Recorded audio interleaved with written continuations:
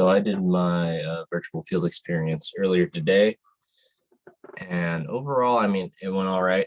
Just like speaking generally before I move on to the questions, the situation where we had two teachers to one student was a little awkward because I didn't know the other teacher at all. So I don't know, it was just kind of not something I was used to. And with another teacher there, I didn't really I think about it.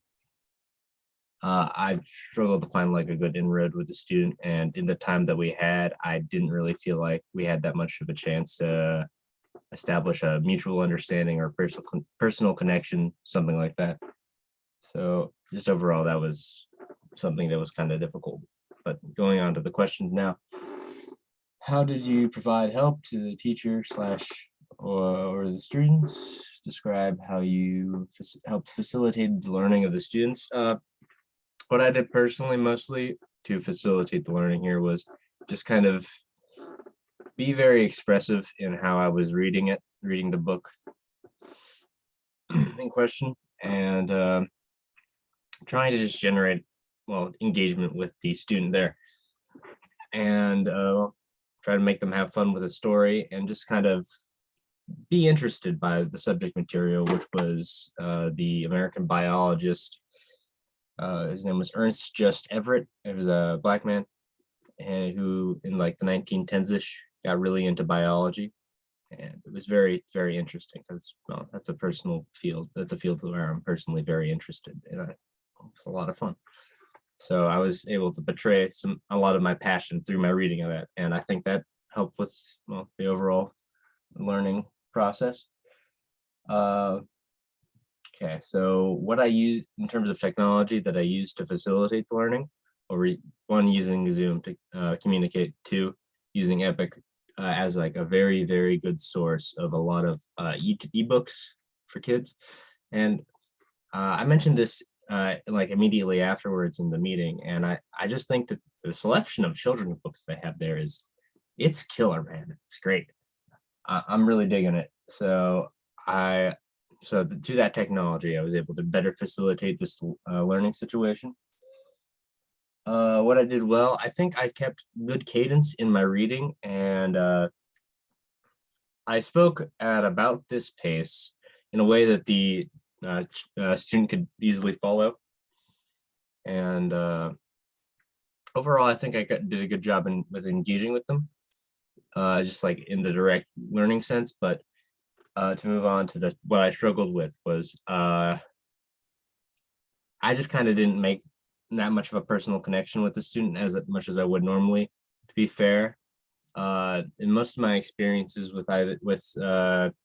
working with kids, either in previous service learning examples or in my experience as a camp counselor, I've had more than a half hour to get to know someone. So I'm not used to like just doing it like that. So it was a bit tough, and I didn't really know how to maneuver with the other person there because I didn't want to be rude and such and like interrupt them or anything, because I don't know, that's just kind of not conducive to an enjoyable environment for anyone. But so yeah, I think overall that was the main thing I struggled with, was making a very strong personal connection with the students rather than just being energized while doing the reading. And for how I will improve next time, I think the main thing is I just need to think about, I feel like I need to prepare more. It all felt kind of last minute, and I need to ask more questions beforehand because I was kind of confused about what exactly was happening for a lot of this. But once we got it, I got the gist. It was not that typical in that sense.